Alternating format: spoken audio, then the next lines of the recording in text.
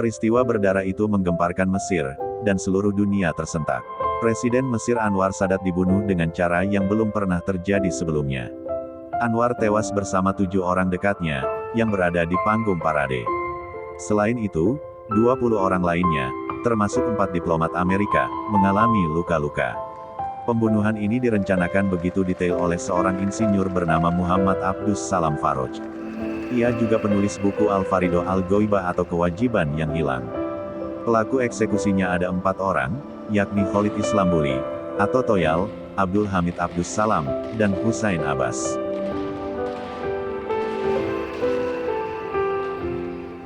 Mereka yang terlibat dalam rencana itu, diidentifikasi sebagai anggota Jihad Islam Mesir.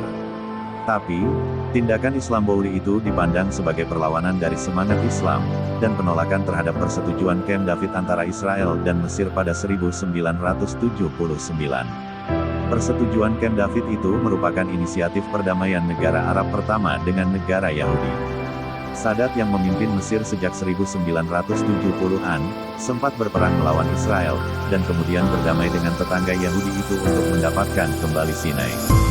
Buntut dari aksi itu, Islambouli yang bergabung dengan Jihad Islam Mesir bersama Muhammad Al-Salam Faraj dan Esam Al-Komari, dieksekusi pada tanggal 15 April tahun 1982.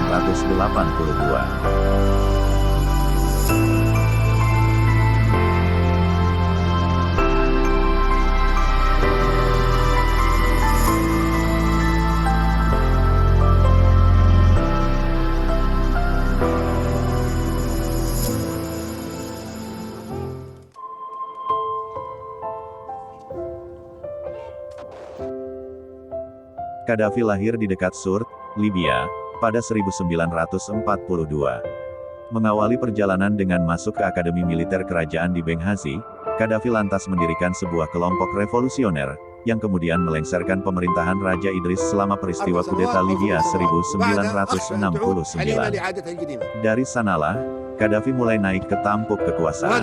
Sosok yang dikenal kontroversial ini menjadi pemimpin de facto Libya sejak 1969 hingga 2011.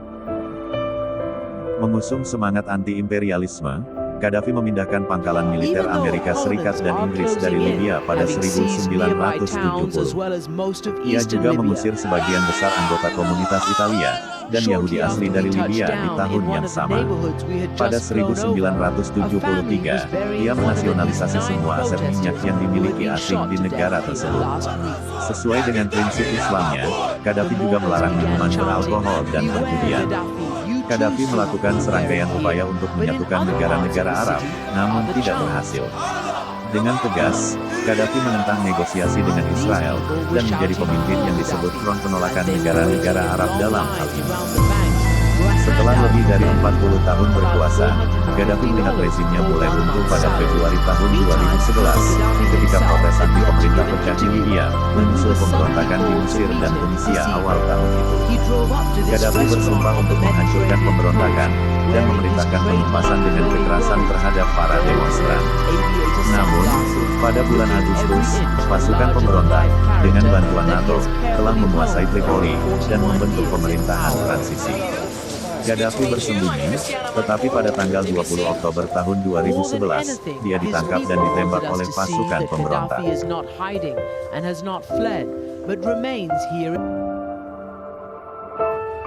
John Fitzgerald Kennedy, Presiden ke-35 Amerika Serikat dibunuh saat melakukan perjalanan melalui Dallas, Texas, dengan sebuah mobil terbuka, pada 57 tahun silam.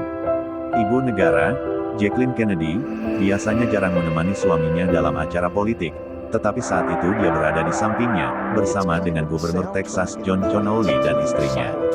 Iring-iringan mobil itu berjalan sejauh 10 mil atau 16 km, yang melalui jalan-jalan di pusat kota Dallas pada tanggal 22 November tahun 1963 silam. Pada saat itu, keluarga Kennedy dan Connolly melambai pada kerumunan besar, dan antusias yang berkumpul di sepanjang rute parade. Saat kendaraan mereka melewati gedung penyimpanan buku sekolah Texas pada pukul 12.30 waktu setempat, pembunuhan itu terjadi. Lee Harvey Oswald melepaskan 3 tembakan dari lantai 6 gedung, melukai Presiden Kennedy secara fatal, dan melukai Gubernur Connolly secara serius, seperti yang dilansir dari The Story. Kennedy dinyatakan meninggal 30 menit kemudian, di rumah sakit Parkland, Dallas. Dia meninggal pada usia 46 tahun, di masa 2 tahun jabatannya sebagai